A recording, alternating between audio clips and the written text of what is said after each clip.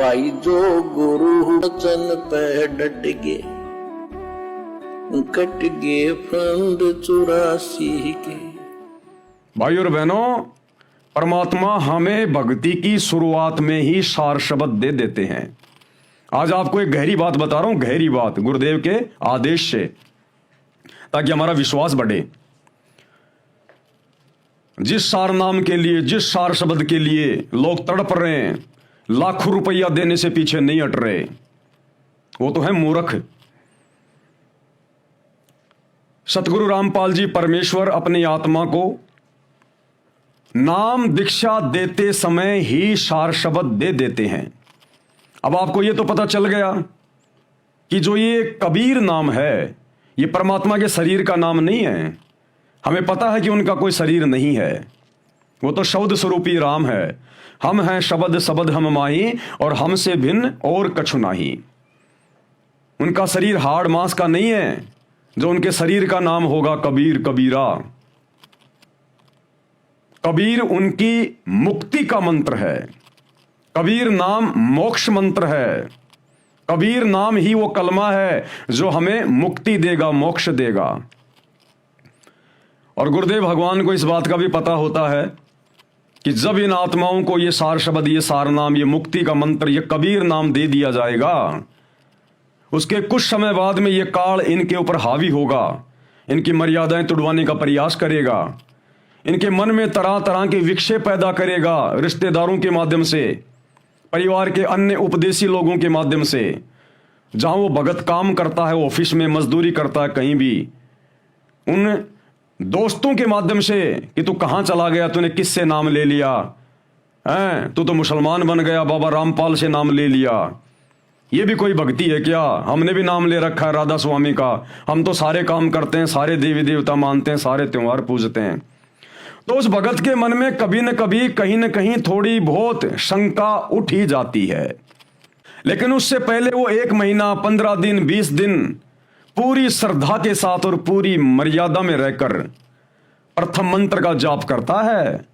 और प्रथम मंत्र के शुरुआत में ही हमें कबीर परमेश्वर जी की पूजा का मंत्र मिलता है। पूजा का मंत्र, जो 7 मंत्र हमें दिए जाते हैं प्रथम नाम दीक्षा में, तो बीच बीच के जो 5 मंत्र है वो तो देवी देवताओं के हैं।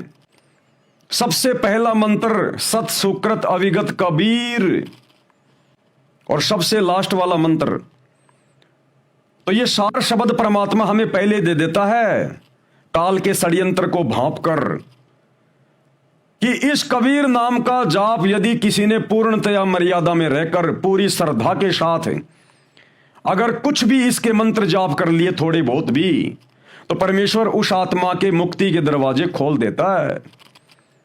अगर ये कबीर शब्द लेने के बाद अगर आत्मा के मन में जरा भी दोष आ गया, फिर वो काम नहीं करेगा, उस हिसाब से काम नहीं करेगा जो करना चाहिए था।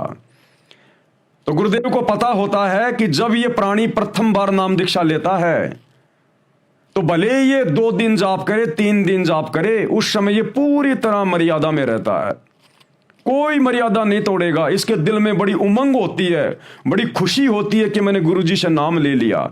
ये बड़ी श्रद्धा के साथ, बड़ी लगन के साथ, बड़े विश्वास के साथ उस प्रथम मंत्र का जाप करता है, चाहे 5 दिन ही करे। और इस कबीर नाम को तो अगर आपने एक बार भी पूरी श्रद्धा और समर्पण भाव से जप लिया, तो परमात्मा मोक्ष के दरवाजे खोल देगा। उस आत्मा को परमात्मा काल के जाल से छुड़वा के अपनी शरण में ले लेता है। फिर आगे उसकी मर्यादाओं पर निर्भर करता है। अगर इसी जन्म में मोक्ष चाहिए तो भाई आजीवन मर्यादा में रहना पड़ेगा, आन उपासना त्यागनी पड़ेगी, जीव हत्या करने से, नशे से दूर रहना पड़ेगा, जो नियम गुरुदेव भगवान ने हमें बता रखे हैं। तो परमेश्वर को पता होता है कि अगर ये मुक्ति का नाम इनको बाद में दिया जाएगा, तब तक तो काल इनके अंदर 100 शंकाएं पैदा कर देगा। कितनी बार ये नाम खंड कर लेंगे, कितनी बार फिर नाम शुद्ध करवाएंगे। इसलिए परमात्मा अपनी आत्माओं को प्रथम दीक्षा में प्रथम मंत्र का जो सबसे पहला मंत्र है, जब हम पवित्र पुस्तक ज्ञान गंगा के ऊपर वीडियो बनाने शुरू करेंगे गुरुदेव के आशीर्वाद से, तो ज्ञान गंगा पुस्तक में गुरुदेव ने साफ साफ लिखा अपने कर कमल से कि सत सुकृत अविगत कबीर, ये कबीर परमात्मा की पूजा का मंत्र है। अब कबीर भगवान एक है तो उसका मंत्र भी एक ही है, और कबीर नाम ही उसकी पूजा का मंत्र है। और ये नाम परमात्मा हमको शुरू में दे देते हैं, शत शुक्रत अविगत कबीर।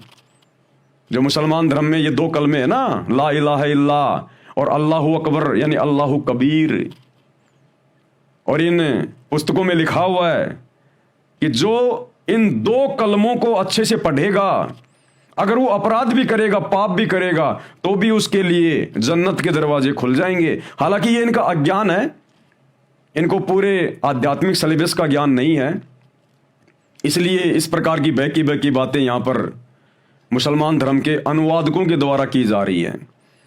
इसका असल अनुवाद यह है कि इन दो कलमों को यदि कोई जपेगा, कोई मंत्र यदि वो करेगा विधिवत मर्यादा में रहकर, उस मुर्शिद से लेकर बाखबर से लेकर, जो सूरत फुरकानी 25 आयत नंबर 58 और 59 में ये डुप्लीकेट अल्लाह, ये शैतान हजरत मोहम्मद को कह रहा है कि वो खुदा, वो अल्लाह, वो कबीर परमेश्वर जिसने आसमान और जमीन के दरमियान जो भी कुछ है उसको 6 दिन में रचा और 7वें दिन तकत पे जावे राजा, उसकी खबर किसी बाखबर से जा पूछे। जब उस बाखबर से विधिवत ये कबीर नाम लेकर कोई जपेगा तो उसके बड़े से बड़े अपराध, कबाइर, बड़े से बड़े कबाइर, बड़े से बड़े अपराध भी कटने शुरू हो जाएंगे। इसका मतलब ये है, ना कि अपराध भी करते रहो और कबीरा कबीरा जपते रहो, ये नहीं है इसका अनुवाद। तो भाई और बहनों, सार शब्द हमें परमात्मा भक्ति की प्रथम स्थिति में दे देते हैं, प्रथम नाम में दे देते हैं, लेकिन मोक्ष होगा जब हम आजीवन मर्यादा में रहकर एकमात्र गुरु को ही परमात्मा मानकर, अल्लाहु कबीर मानकर, ला इलाहा इल्ला यानी उस अल्लाह के अलावा दूसरा कोई पूजा के योग्य नहीं। तो अल्लाह कौन है आज हमें पता चल गया, सतगुरु रामपाल जी।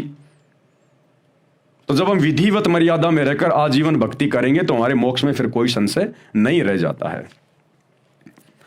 एक है ला इलाहा इल्ला और दूसरा अल्लाहु अकबर यानी परमेश्वर कबीर। गुरुदेव ने कोष्टक में लिखा अलग से, फजाइले जिक्र, ये उसकी आयत है, मुसलमान भाई पढ़ लेना। सुभान अल्लाही अल्हम्दुलिल्लाही अल्लाहु अकबरू, अकबरू यानी कबीर। फजाइले दरूद शरीफ, ये आयत है भाई, पढ़ लेना। मन सल्ला अला रूही मोहम्मदिन फिल अरवाही व अल्लाह जश दिही फिल अज्जसादी व अल्लाह कबीर ही फिल कुबूरी। साफ साफ लिखा हुआ अल्लाह कबीर, कोष्टक में गुरुदेव ने लिख दिया कबीर। ये आयत है भाई, ध्यान से पढ़ लेना। ये और एक आयत है जो हिंदी में लिखी हुई है, जो गुरु वचन पे डट के कट गए फंद 84 के, कट गए फंद 84 के, कट गए फंद 84।